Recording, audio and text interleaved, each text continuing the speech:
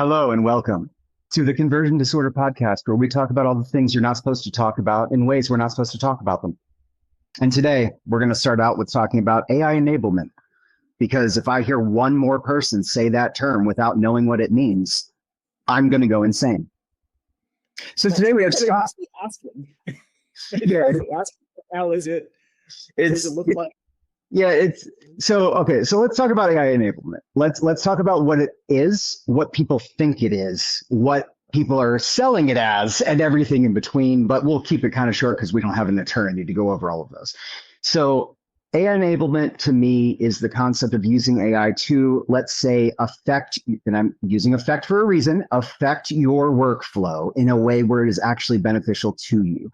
I'm very broad on this because it can mean a lot of things. You could use ChatGPT to write a subject line. That's technically AI enabled, but that's like not agentic enabled or any of the other multiple aspects of terms that have been created in the past couple of years or more.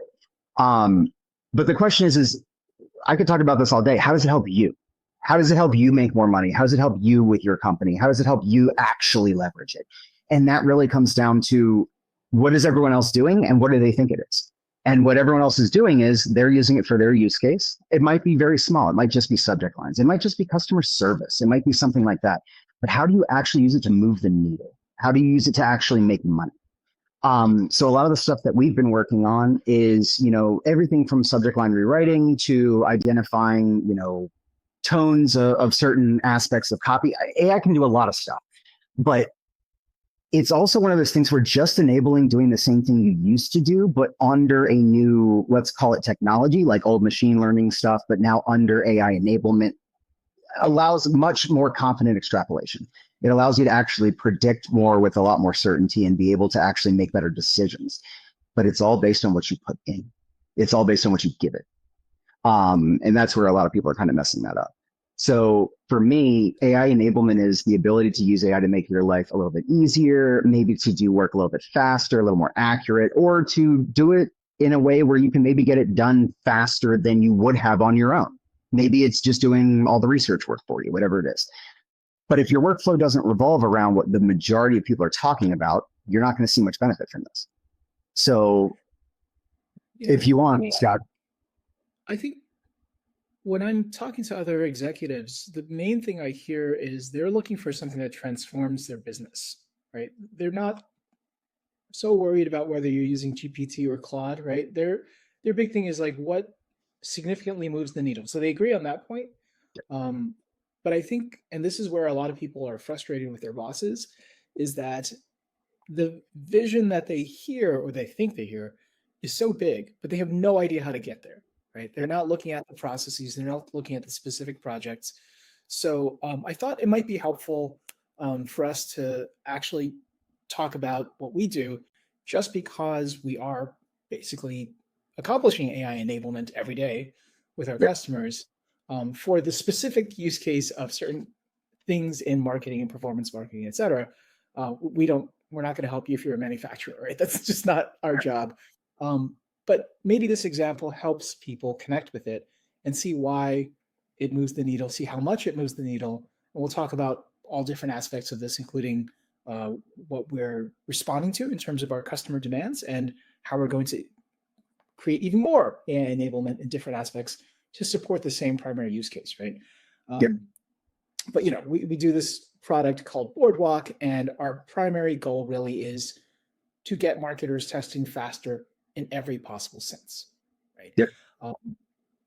And our premise is that all the transactions really still hinge on websites, because Google's not going to do it for you.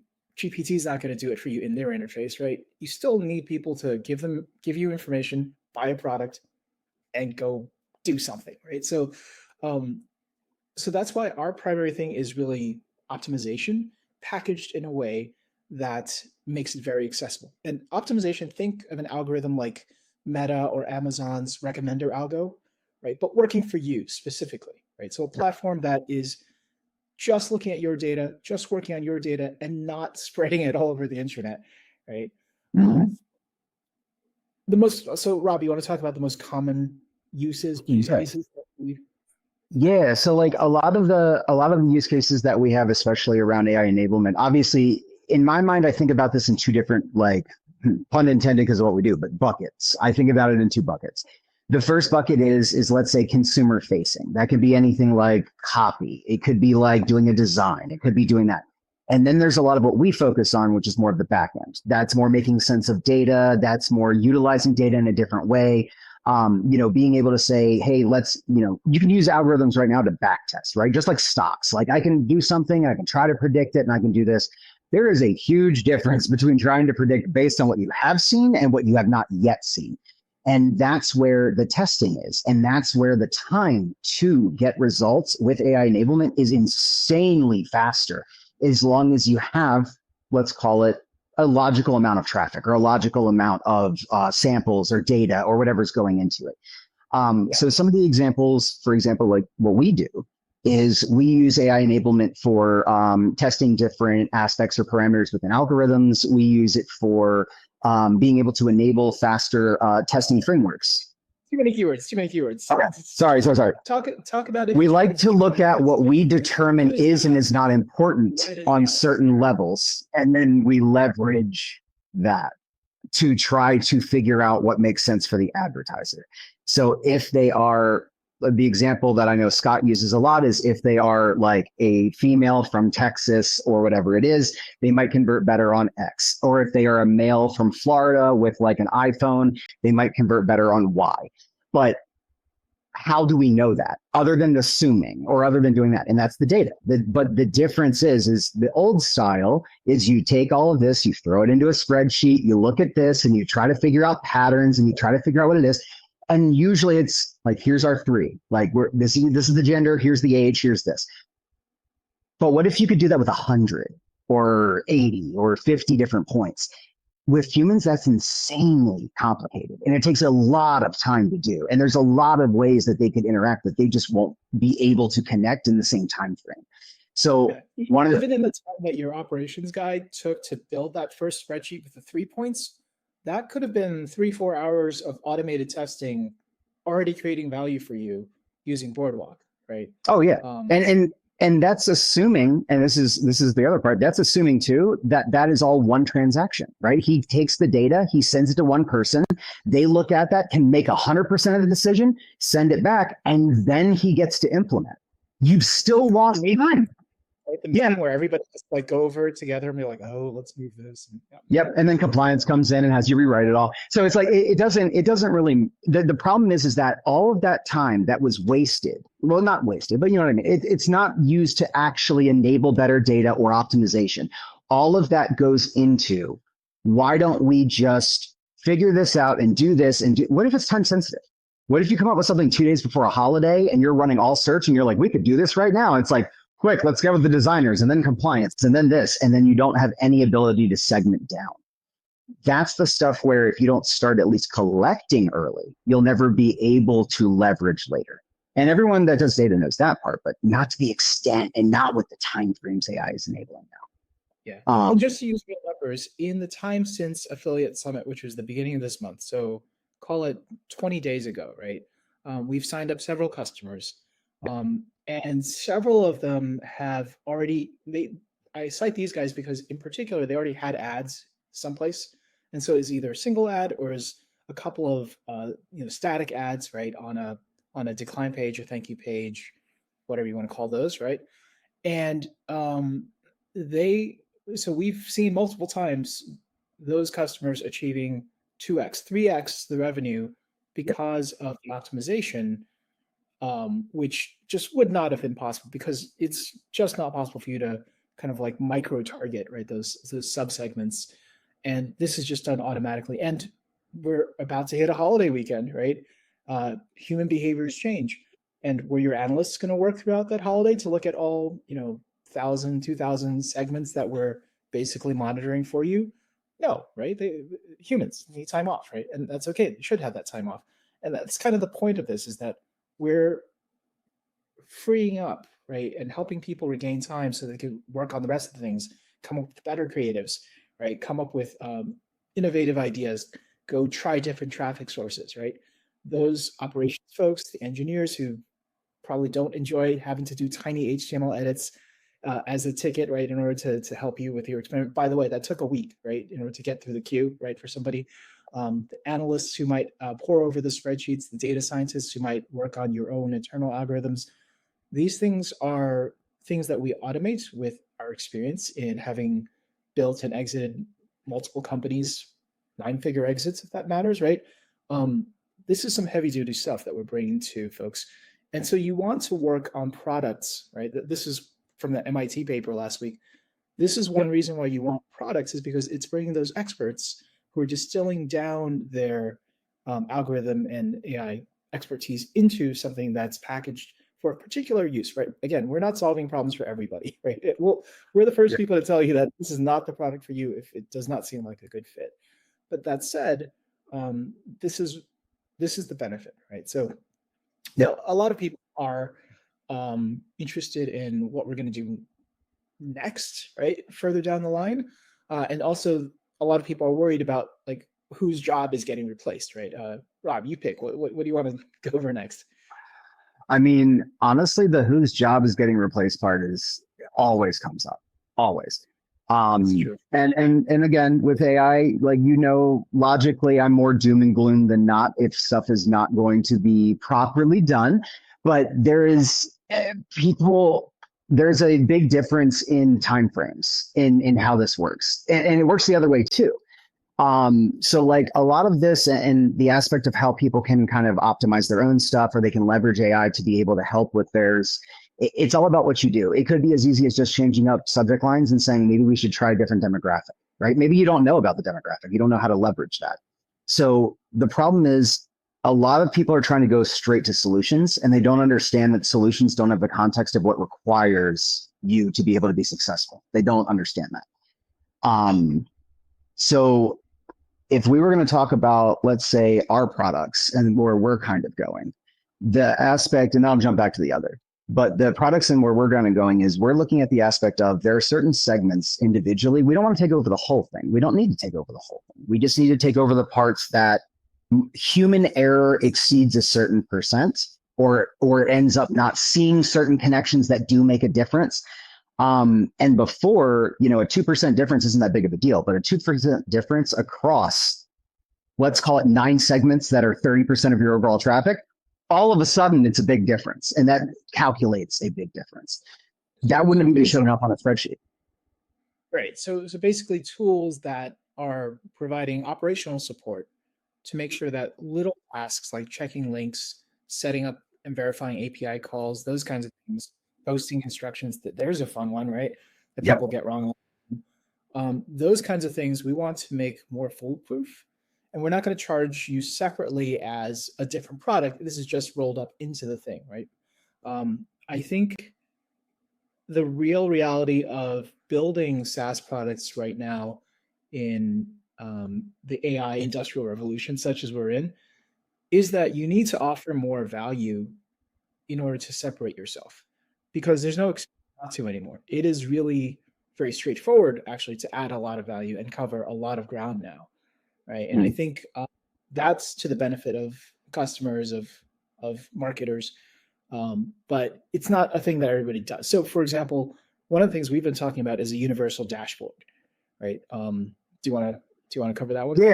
Yeah. So I'm going to try to keep this lower level because I get excited about stuff like this because it's a lot of data points and a lot of information and a lot of parsing. But the goal is and I've been working on stuff like this for a few years myself, and I'm glad we're going to be able to roll it into this. But the whole concept of a universal dashboard is we love looking at the fact of how people run their businesses. And, there's a difference in, let's call it, information dissemination between what you're doing, what your title is. The marketer gets marketing stuff. The executive gets an executive summary, right? And there's always disconnects between those. So what we want to try to do is create one dashboard where the dashboard can give the full view to the marketer, but also the full view to, let's call it, the guy that handles your data flow or whatever it handles for your monetization, but also the executive. He needs to be able to understand where the money's going, where it's generating, what happens with it. And the only way to truly do that is to actually have an understanding on your entire flow of data.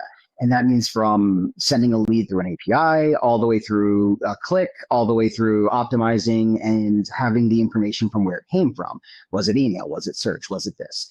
So at a certain point, you realize that the majority of people that are optimizing are basically optimizing on broad buckets, right? Facebook does good with this offer, order, blah, blah, blah. But you don't ever look at what's within that. That's what we want to show. And that's what we want to start displaying is that, yes, your Facebook traffic is, let's call it 10% for exactly what you want. But that 90% actually isn't a loss either because you're monetizing this way. So, but that right, there's doing it. Then there's having the two normal people that see the two sides of it. The BD sees that side on the payment side, and the affiliate sees the or affiliate manager sees it on that, using affiliate as an example. But there's no connection. There's no thing in between where the guy up top goes, wait, so if I get more of this, then I can potentially get more of that. And that doesn't exist in the vast majority of these platforms, or they are custom. And that's why they have that level. But no one has that also with the optimization.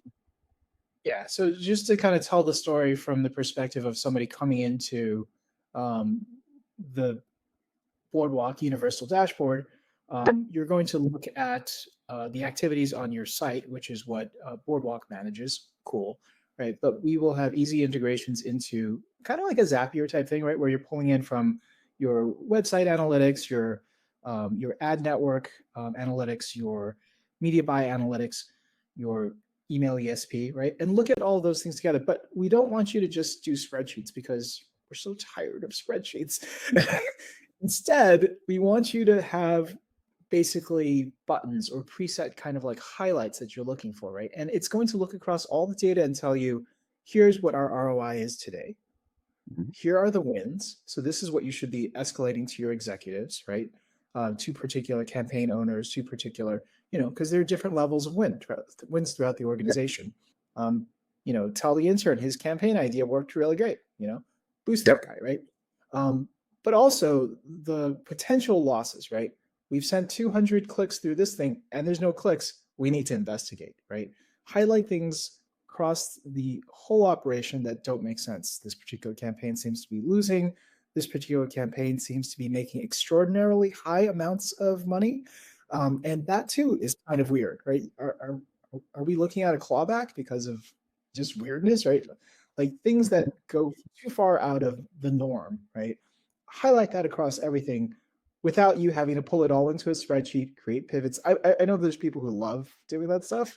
Those guys, and we respect those people. We love those people. We love what those people do when they don't spend 99% of their time pressing freaking arrows to go into cells.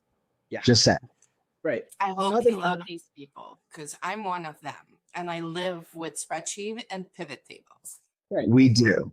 100%. But you do that because you have to, right? But I also seen you do other things, right? Like all the awesome things that you set up for MailCon and all the things that you set up for our other marketing activities. And so if you didn't have to spend quite so many hours in the spreadsheets, but you had the same information, you could go act on that information, right? And anyway, so that's one of the things that we're really excited to bring about. So I think that actually cues up nicely the idea of like whose job are we actually replacing, right?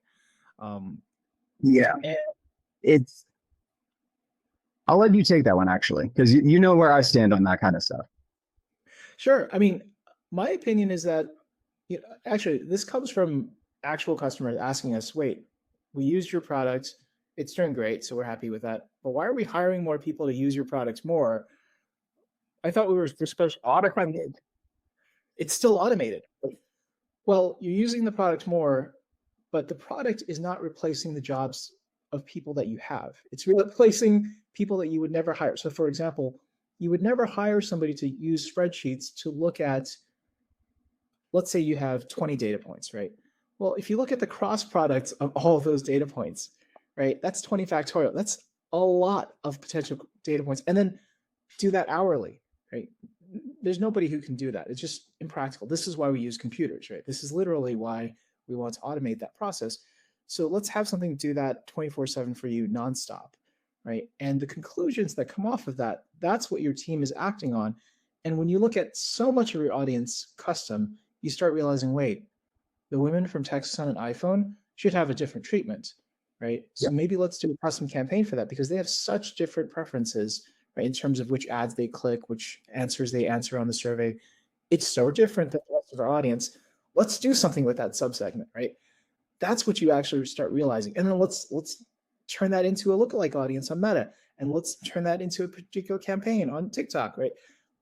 That's why you're hiring more people, is because you're learning more about your audience. And now you're engaging with the data. Oh, by the way, Boardwalk is also making you 3x more revenue. So, I mean, that's the job that we're replacing, are jobs that you actually don't usually have people doing because they're impractical. They're just too computer scale problems, right? For individuals to solve. It also takes a lot of people that are traditionally, and I don't know if this is going to sound different than I mean it, but traditionally people that are very high functioning, that are very analytical, but are lower in the totem pole at companies, like they're the bedrock of literally all of your growth, but you're like, yeah, they're in a room in the back. Like those guys, wouldn't it be great instead if they were just trying to figure out a certain affinity or target group? Instead, they were identifying niches and identifying downsells and identifying that. Because like spreadsheets, again, just think of it from purely a what can fit on the screen. I understand some of you have ultra wides. I have some myself. But at a certain point, 300 variables are not fitting on the screen, and good luck putting that into a pivot table without like 80 some gigs of RAM. So like when you have this properly and you're doing it right, even the spreadsheets miss so much because you cannot put the data in there. Otherwise, the human will get confused. So like, if like a good example, here's our traffic. Here are the offers that perform on our traffic. That's a standard. You see that all the time. And then they go, well, this offer used to be 3%. Now it's 9% and it's doing better. But what if that offer was you only buy prime traffic and it's a subprime offer? We might change where it goes. We might change what it does, but we're not going to go to your buyer and be like, dude, how is this coming through on your filters? Like, what is happening right now? Or even more, they'd be like, wait, how cheap is this traffic? Like, because we actually might be profitable. So and that's an excellent segue. So let's just wrap this up by going a little higher level, right? So the AI enablement that happens with Boardwalk in particular, right? Just as the example, it basically allows marketers so marketers pay for traffic. They're trying to acquire audience. They're trying to find visitors. They're trying to find customers, of course, right?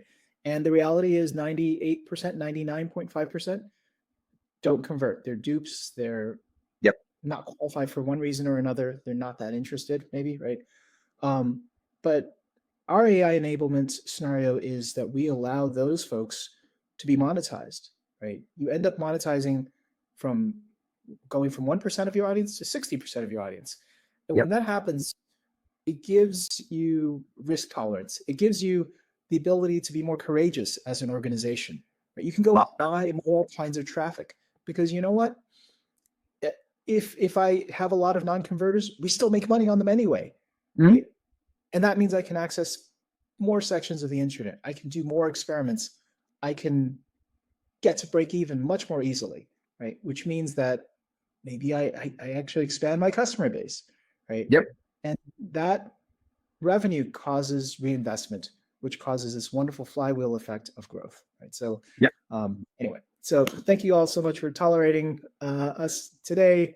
I hope this gives you some useful perspectives on AI enablement. Thank you, Tasa. Thank you, Rob. And for the love of God, if you guys are actually like listening to this, watching it, reach out. Like I would love to be able to go over more stuff that you guys are seeing and more questions. Like don't get me wrong, I'm happy to sit here and talk about how awesome our product is all day, and I can do it for months on end, no worries. But like, we want to give you value. We're not doing this to pitch our stuff. We're doing this to try to help our industry and try to help people understand more about what is A, happening, B, has been happening, and C, is going to happen. So as far as that goes, please ask questions, reach out. We are very approachable despite how I look on this camera, but please let us know. And we hope you enjoyed the episode. So aren't I supposed to say like and subscribe or something? Make sure you hit that notification bell below if there is one somewhere. I'm an influencer.